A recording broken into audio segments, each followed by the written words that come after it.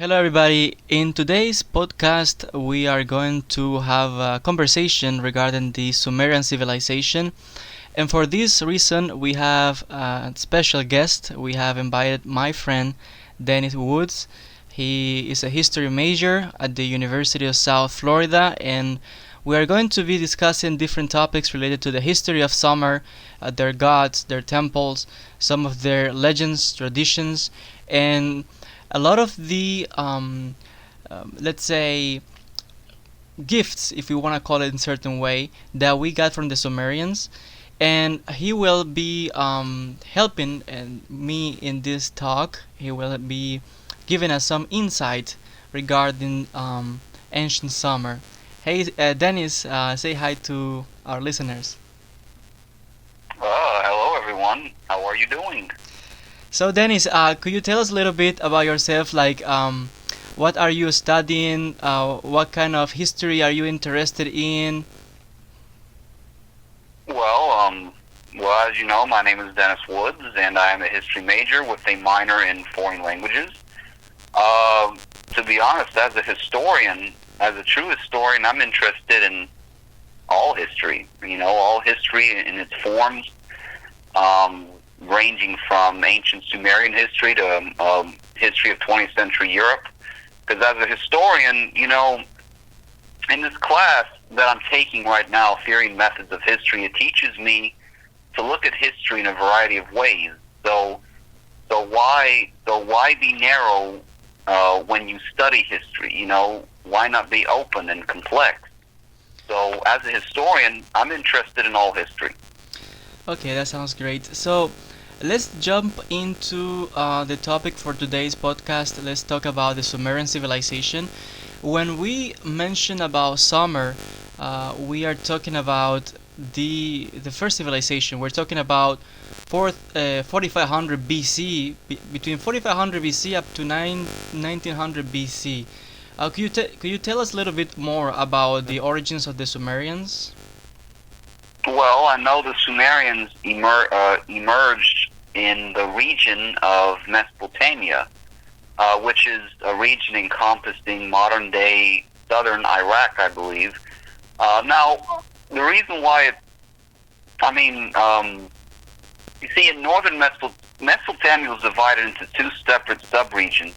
The northern region was just had a bunch of dry land in it. Southern Mesopotamia had rain-fed agricultural villages. In fact, by 5500 BC, the first agricultural villages emerged in southern Mesopotamia. And in fact, various inventions were made in southern Mesopotamia, like the sailboat, and a couple other things. So the era of agriculture emerged in Mesopotamia before the Uruk period came.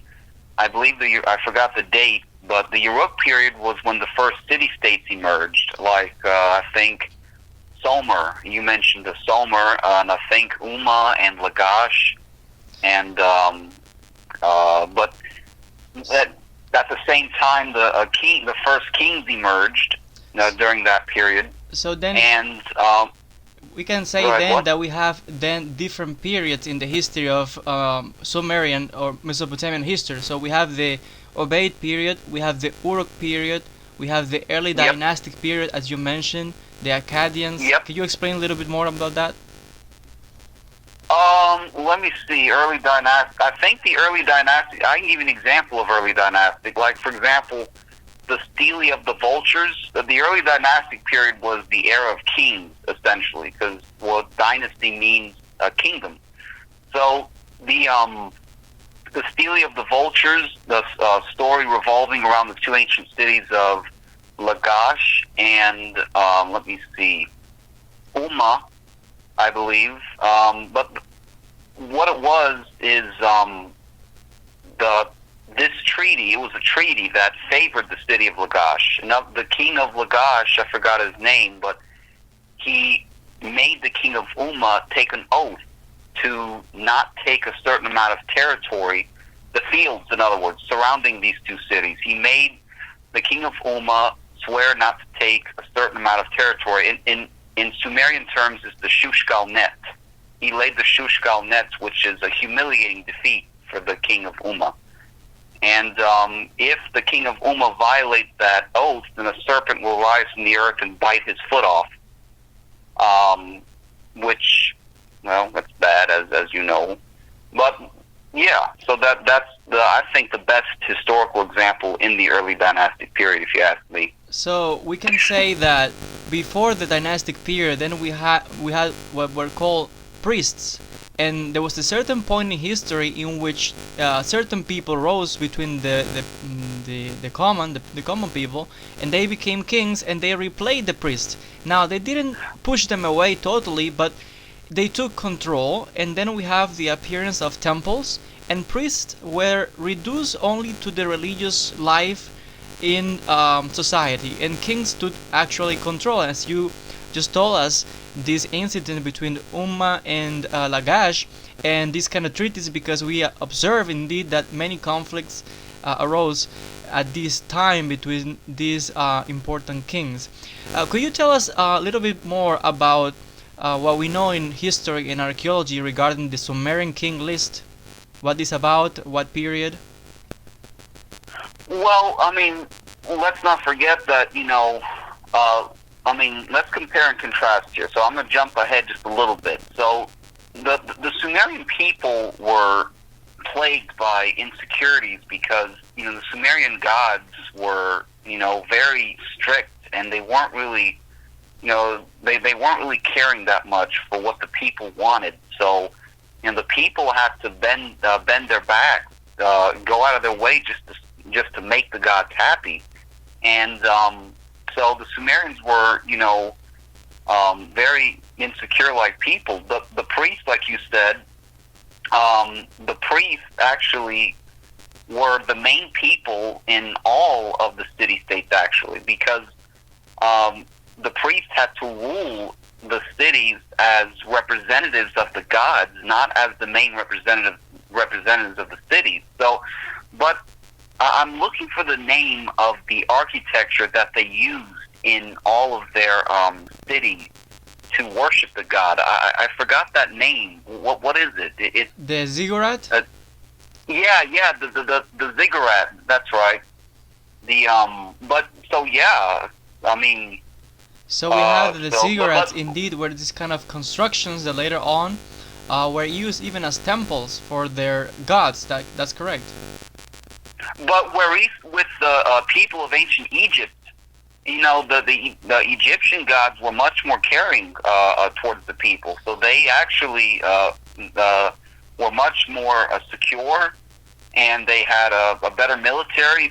The Sumerians, from what I see, aren't really famous for their military. They're just famous for inventions and, how to run a civilization in certain ways. Could you tell us a little bit about the Sumerian gods and their religion, since you are mentioning about it? Well, let me see. You mentioned some gods regarding the fight and the struggle between Lagash, right? There was a god and... Well, there was a goddess. There was a goddess in this case that actually. The goddess in Nana. I actually don't remember the name at all. Yeah. What name did you say? Her name was Inanna. We have different gods regarding the Sumerians. For example, we have also Enlil. He was a Sumerian god.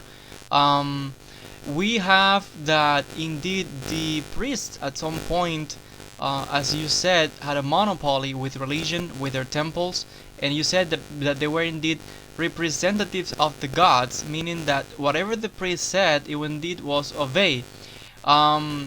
Regarding this period, many legends also arose within the Sumerians, and one of them was the Epic of Gilgamesh, and it has become part of this Sumerian mythology. Could you explain more about the Epic of Gilgamesh and what it's about? Well, the Epic of Gilgamesh. Well, first of all, I mean, I will say, first of all, as a historian, I'm not only interested in defining history, but I'm also interested in observing all the patterns that emerge in history. Now, why do I say that?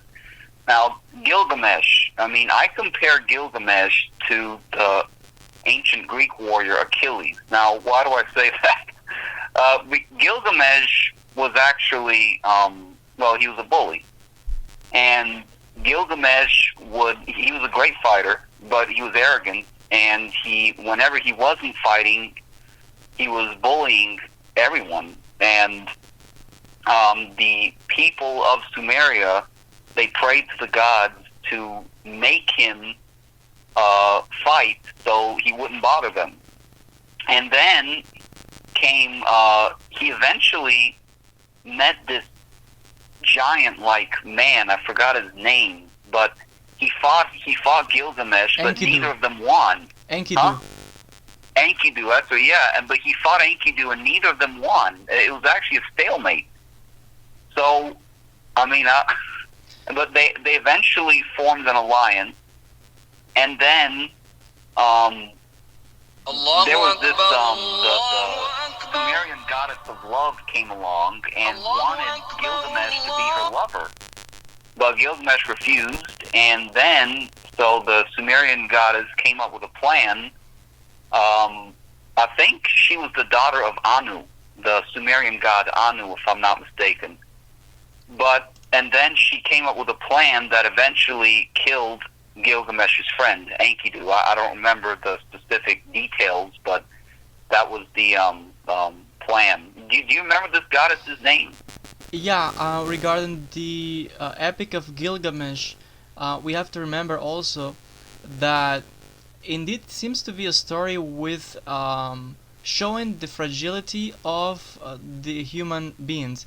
The goddess' name was Ishtar. Then she sent a bull from heaven to punish Gilgamesh because he refused, as you said, to have certain intercourse with her. And at the end, we know that Enkidu dies, and then Gilgamesh is very, very sad.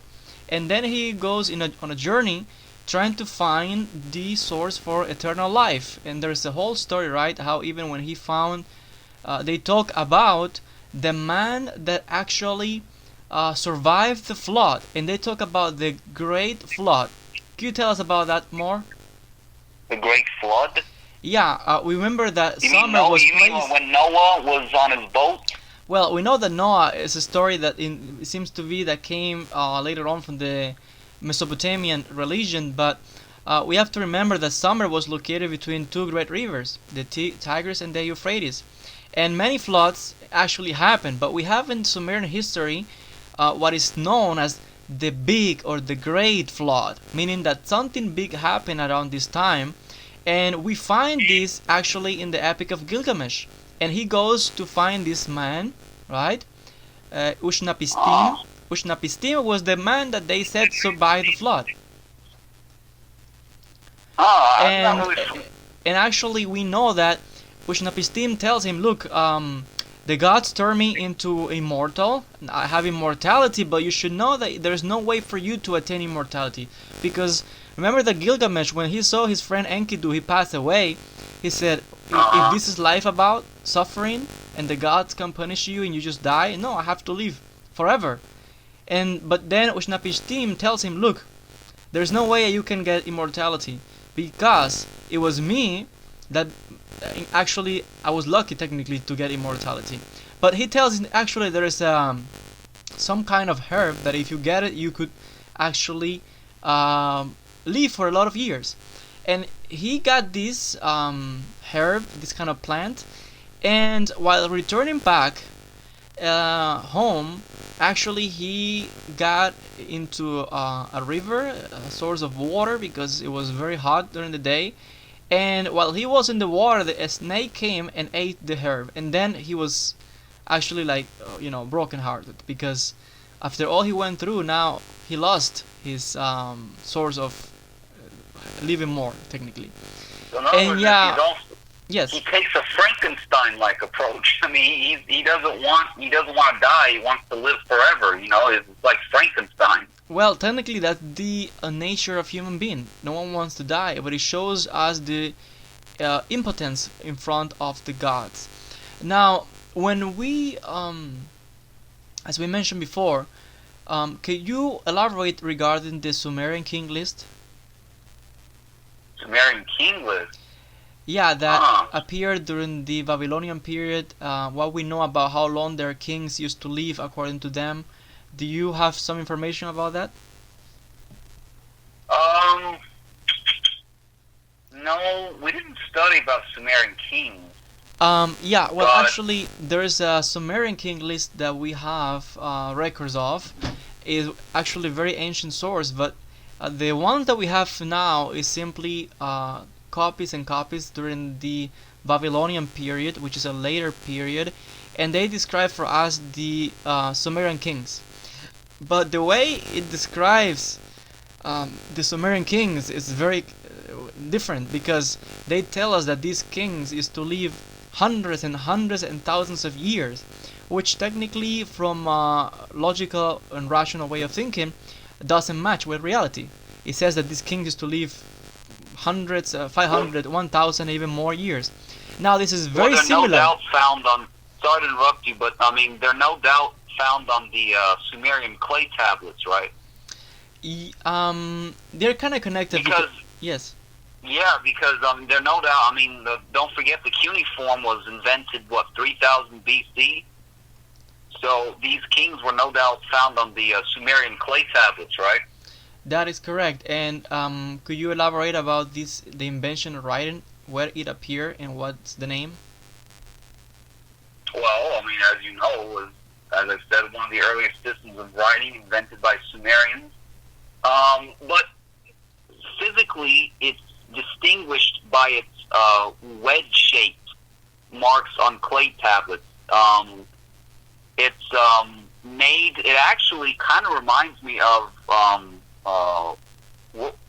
what was it that we looked at with Misawa about a month ago in the Marshall Center with this guy. Calligraphy. Yeah, because it's made by a blunt reed. It's like a special kind of pen. Yeah, it's a cuneiform. It's for a certain stylus. But the cuneiform it derives from cunea. It's Latin for wedge. Yeah, that's correct. And also, not only they invented the formal way, the first system of writing, and we have indeed many records of business, trade, and all of these. Sumerians also invented the wheel, and we got this from them. Later on, the Egyptians also developed the wheel and the carriage, and indeed, Sumerians have given us a lot to modern civilization. Even the structure. Well, don't forget, they also invented the sailboat in southern Mesopotamia. The sailboat was invented. That's correct. And also the whole structure that we got from the belief divinities and gods and temples and priests and kings, all of these actually happen first in Sumer. And we have to remember also that the father of the Abrahamic religions, the monotheistic religions, Abraham, he was born in Ur. And Ur was a Sumerian city in the later Akkadian period. And that's very important to remember. And he took with him all of these stories, and later on we found them in the Bible, and later on in the Quran and many other ancient holy books, because we have all these stories from the flood, the creation, the God. We have how people used to live so many years. The story of the Garden of Eden, the serpent. People wanted to live for a long time. So all of these stories actually go a long time in history, back to Abraham, and from Abraham we got it. He was actually from Ur, which, as I said, it was a Sumerian city. Now, before we spoke about the Sumerian religion and their gods, and I will mention briefly a little bit about their gods. For example, we know that Sumerians worship An. He was the full-time god of heaven. Enki. He was the god of wisdom, ruler of the fresh water. Anu, the sky god? Enki. No, I thought there was a god named Anu. Yeah, actually, yes. That's correct, yeah. That's another god. We have Enlil, who was the god of storm, wind, and rain. We had Inanna, who was the goddess of love, beauty, sexuality, prostitution, war, and this is we have the sun god Utu, the moon god Sin at the city of Ur. So it's interesting. Do you remember what they mentioned about why the gods decided to bring the flood and destroy the humans? Why were they upset with the humans? I mean, my educated guess, Yoel, is they wanted to purge the world of wickedness. That's my best educated guess. But I mean, if I don't know about it, but that's just my best educated guess. we have this from the history of Genesis in the Bible, but remember that for the Sumerian gods, they were upset because the human beings used to make a lot of noise. Remember that? So they decided to destroy them and bring a flood. So this That reminds me of the Danish tale Beowulf. Remember, the Grendel would come to this kingdom and kill this king's people because they would make a lot of noise, and he lives like near that certain kingdom, and he would complain about the noise, and Beowulf himself would have to fight him, and eventually he was killed by the dragon. But see all these patterns that emerge in history. It's important to note of them. Yeah, and one of the civilizations that we know that they influence, the Sumerians influenced them, was the Egyptian civilization. Could you mention just briefly before we finish a little bit about the Egyptians, and perhaps in a future interview we could talk more about them in details? But how could you just introduce to us about the Egyptians and a few things that they got from the Sumerians? Well, let me see. For starters, their writing system. Not the Sumerians then cuneiform, but the Egyptians they invented the hieroglyphics, and the hieroglyphics was like a block. Each had its own layer. I think the style was similar to the Sumerian clay tablet style, but And also, but the Egyptians. But you see, well, I mean, but the Egyptians, though, the difference between the Egyptians and the Sumerians is that the Egyptians were more famous for their military might. And even though actually the Egyptians fluctuated into chaos a lot, like over the periods, like for example, the Old Kingdom, I believe 2500 BC to maybe 1100 BC, ancient dynasties were competing against each other for control of Egypt, and then the New Kingdom came along, and then Egypt came into peace again, and then their military started to really come into prominence. I believe the certain pharaoh that started the New Kingdom, I don't remember, but he drove off the foreign groups that came and took over much of Egypt. I forgot. I think they came from Palestine, something like that. And they came over and they took over. And then the New Kingdom came along. And I believe it was the Hittites eventually also came, and they waged war against Egypt. And let me see. Then the Hittites would actually fight the Egyptians all the way to the end of the Egyptian Bronze Age, which eventually the Iron Age would come after that. But the funny thing is the Egyptians and the Hittites, neither one defeated the other. It was actually a stalemate. The Hittites never managed to really subdue all of Egypt, and the Egyptians never really drove out the Hittites. Eventually, they signed a peace treaty in which both of them would be brothers, and but the Sea Peoples came, and then they destroyed the Hittite Empire, and then thus ending the Egyptian Bronze Age. And so we could say then that the next big civilization history was the Egyptian one, and actually, yes, you can say that. yeah. So even perhaps when either we could say almost parallel, but almost at the end of the great period in summer, then the Egyptians rose.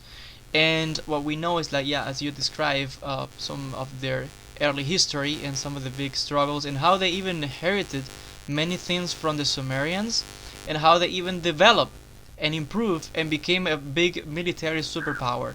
But for this, perhaps we could do another interview and we can talk a little bit more specifically about the Egyptians. For today, Yeah, please, yes. I just want to thank you for being with me here today during this podcast in which we have spoken about the Sumerian civilization and their history, their religion, their gods, their legacy to humanity in general and to the modern age and to other empires in ancient history. So thank you so much, Well, Dennis. sorry to interrupt, but you see, this is my final. This is my summary statement. You see, I mean, there's the question that still lingers today on who really, is responsible for forming contemporary society. Some say the Roman Empire, others say the Greek Empire, others say Sumerians, and people say even the Egyptians. But the thing is, I mean, if you look deeper into it, yes, the civilization started with the Sumerians. The first cities arose there. Agriculture started to arise there, but the thing is, the Sumerians were not really famous for their military might. They were just famous for their inventions. The Greeks were not only famous for their inventions, such as democracy, like political inventions like democracy and artistic designs like red figure, black figure style paintings, but they were also famous for their great military. I mean, their military tactics actually are used today in contemporary society. So if you ask me, in my professional opinion, the Greeks are most famous for forming contemporary society, because even the greatest empire that ever lived, which was the Roman Empire, they even adopted Greek practices. So that really says a ton about the Greek Empire. So that's the most important question in history, is who formed contemporary society? And in my opinion, it's the Greeks. Okay. I want to thank you. Sorry to ramble so much. This is actually a very, very good topic. We have here many topics to discuss, perhaps in future interviews. We can talk about Egyptians, we can talk about Greeks, we could talk about Romans. There's a vast knowledge here that we could benefit from it. But just to finish for today, again, thank you so much for being with me today. And we'll see each other and in a future podcast. Thank you so much. Well, thank you very much for having me, Yoel. Okay. All right, I'll call you again later. Okay, dear friends, thank you so much for being with me in today's podcast. As you probably enjoy this interview that we had with Dennis. Remember, as I said, he's a history major at the University of South Florida, specializing in ancient history. And as students, scholars in training, indeed, we still have a lot to learn, but we like to share what we love, what we are passionate about, and this is history. And for him, ancient history is like a lot of good source of inspiration. And as you can see, there are many topics to discuss in future interviews with the Greeks, Romans. We could talk about Egyptians and many other topics. I want to thank you again. If you have any comments regarding Sumerians, you are welcome to leave your comments down below, and we'll try to address them in future interviews. And even if you have questions about the Egyptians, about the Greeks, please leave your comments. And in the next podcast, we will have Dennis again and perhaps other historians, and then we could answer your questions and bring more explanation regarding these ancient civilizations that have shaped our modern societies. Thank you so much for your attention, and we'll see each other in the next podcast. Take care.